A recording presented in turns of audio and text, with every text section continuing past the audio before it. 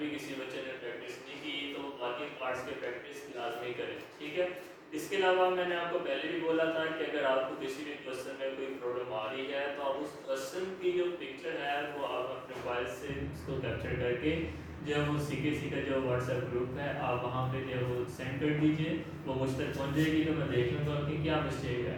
अगर आप Google classroom के अंदर मुझे ये क्वेश्चन करते हैं कि मुझसे ये पार्ट नहीं हो रहा, ये करवा दें ये करवा दें, तो बच्चे ऐसे नहीं होगा, क्योंकि फिर बहुत सारे बच्चों को हर पार्ट में कोई ना कोई मसला होगा। मैं सारे पार्ट्स तो आपको करवाने से रहा, क्योंकि आपको खुद भी देखना होता है कि अगर आपको कोई क्वेश्चन सोल्व नहीं हो रहा तो उसमें से मिस्टेक को कैसे कवर अप करना है।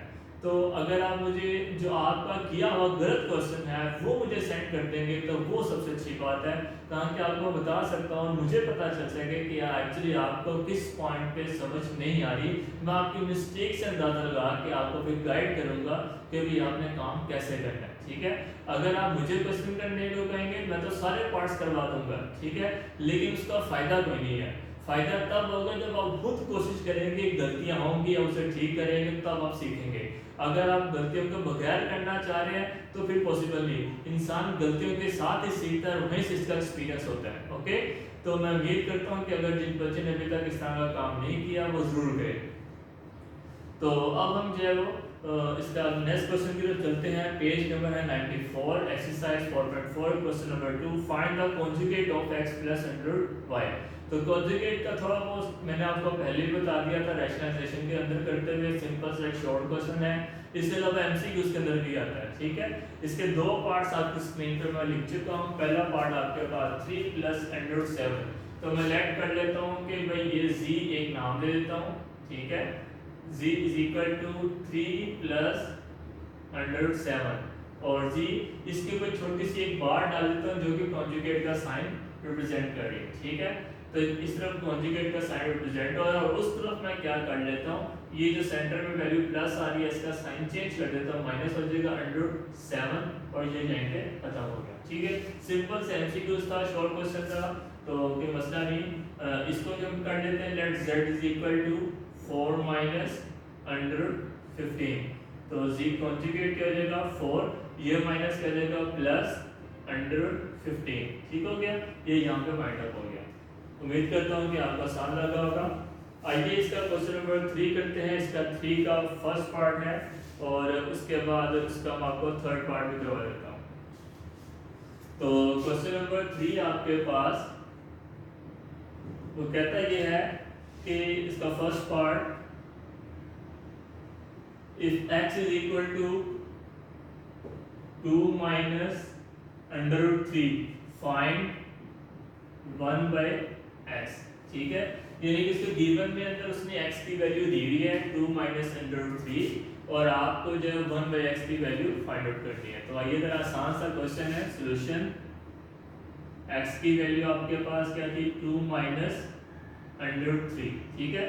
तो 1 by x की वैल्यू क्या होगी 1 by x, तो 1 by जैसे x नीचे आ रहा है तो यहाँ पे x की वैल्यू नीचे लिखी जाएगी 2 माइनस अंडर 3, ठीक हो गया। तो मैंने किया क्या, x की वैल्यू जो क्वेश्चन में गिवन थी मैंने लिख ली, उसके बाद 1 by x मुझे फाइंड आउट करना था, तो 1 divided by x is equal to 1 divided by x की जो वैल्यू थी वो मैंने उसकी जगह पुट कर दी, ओके। अब जैसा कि आपको पता है कि भाई उसको एक प्रॉब्लम है कि भी डिनोमिनेटर में आपके पास अंडर रूट नहीं आना चाहिए, तो हमें इसको रैशनलाइजेशन करना होगा। अब अगला काम वैसे है जैसे अब आपने क्वेश्चन नंबर 1 किया था, तो अगर किसी ने क्वेश्चन नंबर 1 नहीं किया तो सबसे पहले उसकी वीडियो देखे फिर उसको समझ आएगी। तो 1 by x is equal to, इसका रैशनलाइजेशन का प्रोसेस बिल्कुल वैसे ही है जैसे कि हम बाकी कर चुके हैं।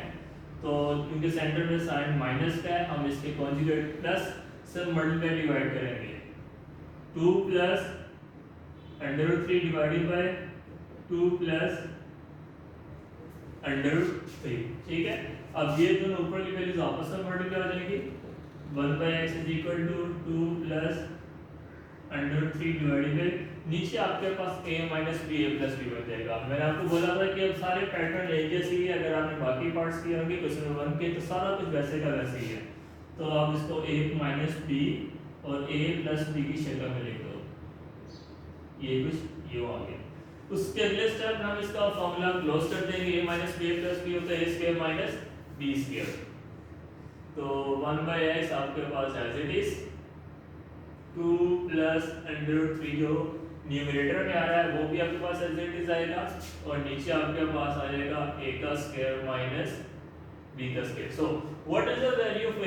That is 2, and what is the value of b? √3। ठीक हो गया। तो अब आपके पास 1/x is equal to 2 plus √3 divided by 2 का स्क्वायर, 4 माइनस स्क्वायर रूट से कट गया, पीछे आ जाएगा आपके पास 3, 4 माइनस 3 क्या आ जाएगा 1। 1/x is equal to 2 plus √3 divided by 4 minus की आपके पास 1 दोनों के साथ अलग डिवाइड कर दो, क्योंकि डिवाइड करेंगे 2/1 प्लस √3/1 तो आपके पास वही वैल्यू एज इट इज वापस आ जाएगी, क्योंकि 1 से डिवाइड करेंगे तो आपके पास आंसर वही आ जाएगा। ठीक हो गया। तो ये था आपको 1/x की वैल्यू फाइंड आउट करनी थी, वो आपने निकाल ली। ओके, अब हम इसका थर्ड पार्ट करते हैं।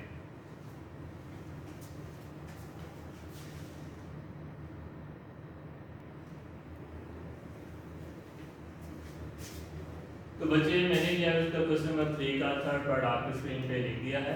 ठीक है, जिसके अंदर वो कहता है कि x is equal to √3 plus 2, अगर x की वैल्यू ये है and you have to find the value of x plus 1/x। ठीक है, पहले आपको सिंपल 1/x फाइंड करना था, अब वो कहते हैं कि x plus 1/x की वैल्यू फाइंड करो।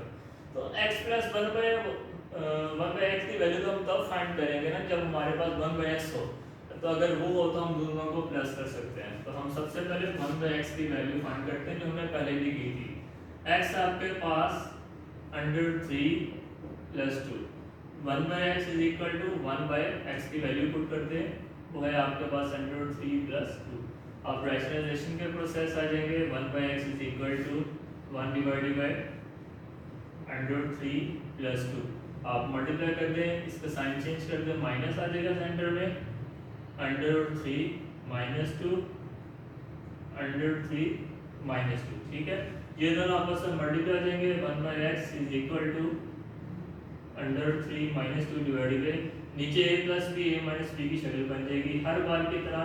मतलब देखें ना, अब एक बार आपने एक चीज़ सीख ली है, अब सारा पैटर्न तकरीबन वो वैसे ही यूज होता जा रहा है, इसलिए पहले ही बार आप अच्छे तरीके से चीज़ सीख लें, बाद में आपको मुश्किल ना हो। अब 1/x is equal to √3 minus 2 divided by वो a plus b minus b, a square minus b square. So what is the value of a? √3, शाबाश। And what is the value of b? 2, very good। तो 1/x is equal to √3 minus 2 पर तो ऐसे आ गया numerator, ये इसके से कट गया, पीछे रह जाएगा 3 माइनस 2 का स्क्वायर 4।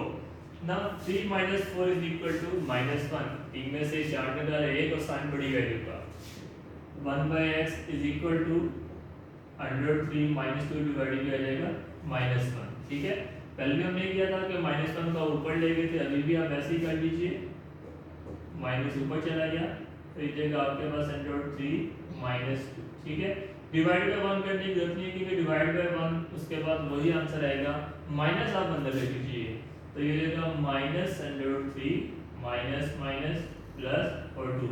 इसलिए माइनस में इसका साइन प्लस का था, इधर माइनस आ गया, ये माइनस था, ये प्लस आ गया, ये वैल्यू आपके पास आ जाती है 1/x की। ठीक है, और x की वैल्यू वैसे क्वेश्चन के अंदर गिवन थी, and you have to find the value of x plus 1/x। अब हमारे पास दोनों चीजें आ चुकी हैं, तो x प्लस 1/x। सबसे पहले x आ रहा है, तो x की वैल्यू जो क्वेश्चन में गिवन थी √3/2, √3 प्लस 2, उसके बाद प्लस का साइन। अब 1/x है वो भी हमने फाइंड आउट किए हैं, वो है आपके पास -√3, तो माइनस आ रहा है, तो minus plus minus √3 and plus 2, ये वाला प्लस माइनस आपस में घट जाएंगे, 2 और 2 कितना हो जाएगा 4। So the value of x plus 1/x is equal to 4। This is the final answer. उम्मीद करता हूँ कि आपको आज का लेक्चर समझ आया होगा, कोई भी प्रॉब्लम हो आप मुझसे डिस्कस कर सकते हैं। आज के लिए मुझे आप इजाज़त दीजिए, अल्लाह हाफिज़।